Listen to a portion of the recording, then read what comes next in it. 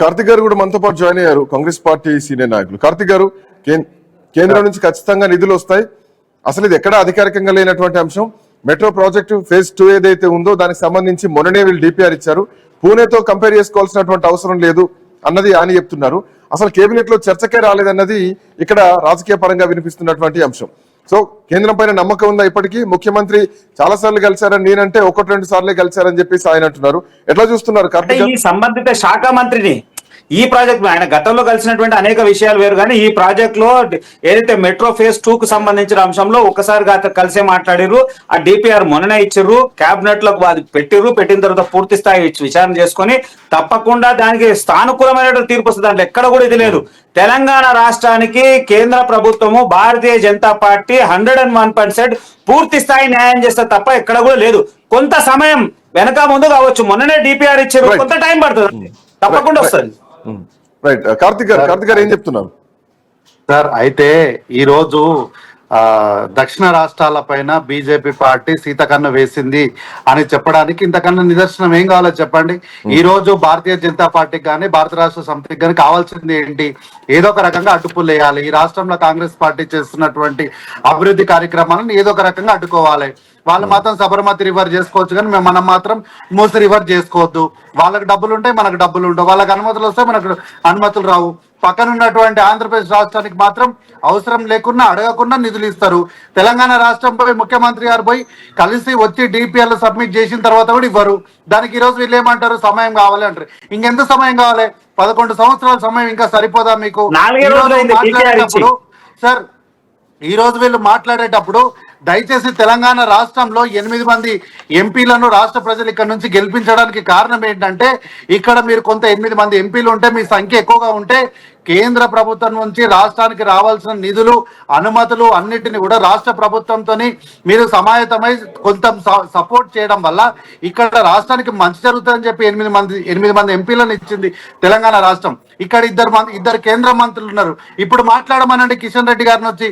మొన్నటిదాకా ఏదో ఎయిర్పోర్ట్ మేము తీసుకొని వచ్చి, ముఖ్యమంత్రి గారు మామూలులా కష్టపడి ఎయిర్పోర్ట్ తీసుకొని వస్తే ఎయిర్పోర్ట్ నేనే తీసుకొచ్చిన అన్నాడు కదా కిషన్ రెడ్డి, కేంద్ర మంత్రి వారిలో. ఆ కిషన్ రెడ్డి ఈరోజు ఎందుకు నోరు మూసుకొని ఉంటున్నాడు? ఎందుకు మాట్లాడతలేడు? అంటే వాళ్ళ గురువు గారు అయినటువంటి కల్వకుంట్ల చంద్రశేఖరరావు చెప్తే కనుక కిషన్ రెడ్డి గారు సీట్లకెళ్ళి ఇవ్వడు ఆయన. కాబట్టి ఏంటంటే ఈ రోజు కిషన్ రెడ్డి గారి నాయకత్వంలో బీజేపీ పార్టీ, బీఆర్ఎస్ పార్టీ రెండు కూడా కలుపుకొని ముందుకెళ్తున్నాయి. ఏదో ఒక రకంగా రాష్ట్రంలో జరుగుతున్న అభివృద్ధిని అడ్డుకోవాలి. తద్వారా ఎన్నికలకు వచ్చేసరికి ఇగో కాంగ్రెస్ పార్టీ రాష్ట్రానికి ఏమీ చేయలేదు, గతంలో బీఆర్ఎస్ పార్టీ చేసిందని చూపెట్టాలి. మళ్ళీ కిషన్ రెడ్డి గారు వ్యక్తిగతంగా లబ్ధి పొందాలి. కాబట్టి నేనేమంటున్నా, కిషన్ రెడ్డి గారి నాయకత్వంలో ఉన్నటువంటి రాష్ట్ర బీజేపీ పార్టీ కానీ, కేంద్రంలో మంత్రివర్గంలో ఉన్నటువంటి 8 మంది ఎంపీలు, 2 కేంద్ర మంత్రులు ఈరోజు మాట్లాడాలి. నిన్నగాక మన బనకచర్ల గురించి అడిగితే ఆ రోజు ఏం మాట్లాడలేదు. ఈ రోజు ఫేజ్ 2 ఎందుకు ఇవ్వలేదు అంటే ఈ రోజు ఏం మాట్లాడారు. కాబట్టి ఏంటంటే సార్, ఏదో ఒక రకంగా తెలంగాణ రాష్ట్రం అభివృద్ధి చెందకూడదు అన్నటువంటి ఒక కృతనిశ్చయంతో బీజేపీ పార్టీ ఉంది. ఈ రోజు వాళ్ళు ఏమంటారు? మళ్ళీ డిపిఆర్ ఇచ్చి ఆల్మోస్ట్ 8 నెలలు కావస్తోంది అన్నది ప్రభుత్వం చెప్తున్నటువంటి అంశం. బట్ డిపిఆర్ మొన్ననే ఇచ్చారు అన్నది కాంగ్రెస్ భారతీయ జనతా పార్టీ నాయకులు చెప్తున్నారు. అబద్ధం మేము 8 నెలలకి ఇచ్చినామన్నప్పుడు ఆ రోజే ముఖ్యమంత్రి గారు ఢిల్లీలోనే ప్రెస్ ని అడ్రస్ చేసి, నేను సంబంధిత శాఖ మంత్రి గారిని కలిసిన, డిపిఆర్ ఇచ్చిన, అనుమతులు కావాలని చెప్పి కోరినా అని ఆ రోజే అధికారికంగా చెప్పినారు కదా. మరి ఈరోజు నిన్నగాక మొన్న ఇచ్చిందని చెప్పే వాళ్ళు ఎందుకు ఈరోజు దాన్ని అధికారికంగా ఎక్కడ కూడా డాక్యుమెంటల్ ఎవిడెన్స్ ఎందుకు చూపిస్తలేరు? కాబట్టి ఏంది అంటే, ఈ రోజు బీజేపీ పార్టీ వల్ల ఏంటి, మాకు తెలంగాణ రాష్ట్రంలో అధికారం ఇవ్వమని అడుగుతున్నారు. ఏ లెక్కని ఇవ్వాలి మీకు అధికారము? రాష్ట్రానికి మీరు చేసిన మంచి ఏముంది?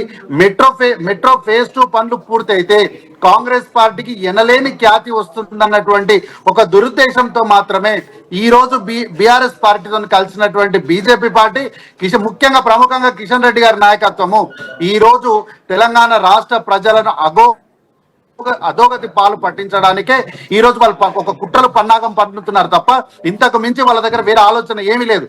కానీ మీరు ఎన్ని కుట్రలు చేసినా, ఎన్ని ఇబ్బందులు పెట్టినా, కేంద్రం నుంచి రాష్ట్రానికి హక్కుగా రావాల్సినటువంటి నిధులను ఎట్లా తీసుకురావాలనో మాకు తెలుసు. ఖచ్చితంగా మేము తీసుకొస్తాం. మీరు జిఎస్టీ నిధులు ఇయ్యరు, మూసీ రివర్ కోసం నిధులు ఇయ్యరు, మెట్రో ఫేజ్ 2 కోసం నిధులు ఇయ్యరు, అభివృద్ధి కోసం నిధులు ఇయ్యరు, మాకు హక్కుగా వాటాగా రావాల్సిన నిధులు ఇయ్యరు. కానీ పక్క రాష్ట్రంలో మాత్రం ఏం అడగకుండానే వందల వేల లక్షల కోట్ల రూపాయలు ధారాదత్తం చేస్తారు. అక్కడేమో స్కామ్ జరుగుతుందని అక్కడ ప్రధాన ప్రతిపక్ష పార్టీ ఆరోపిస్తుంటే దానిపైన మాట్లాడరు. ఇక్కడ గత ప్రభుత్వానికి మీరు పూర్తిగా మీరు వాళ్ళు ఒకటే సహకరించుకొని ఏం చేసినారంటే మీరు వారి లోపకాయ ఒప్పందాలతోని పూర్తిగా అవినీతిమయం చేసిన రాష్ట్రాన్ని. కాబట్టి విజ్ఞప్తి ఏంటంటే ఇప్పటికైనా జరిగింది ఏదో జరిగిపోయింది, ఇప్పటికైనా సరే మీ కేంద్ర మంత్రివర్గం ఒక నిర్ణయం తీసుకొని ఇక్కడ ఉన్నటువంటి కేంద్రంలో మంత్రులు ఉన్నటువంటి 2 కేంద్ర మంత్రులను 8 మంది ఎంపీలను నేను కాంగ్రెస్ పార్టీ పక్షాన మీకు విజ్ఞప్తి చేస్తున్నా. దయచేసి నరేంద్ర మోడీ గారితో మీరు ప్రత్యేకంగా సమావేశమై మెట్రో ఫేజ్ 2 కోసం కావాల్సినటువంటి నిధులను విడుదల చేయించడంలో మీ పాత్ర మీ బాధ్యత గురుతరమైనటువంటిది. కాబట్టి ఈ రాష్ట్ర అభివృద్ధిలో సహకరించాలి కాబట్టి సహకరించమని విజ్ఞప్తి చేస్తున్నా సార్.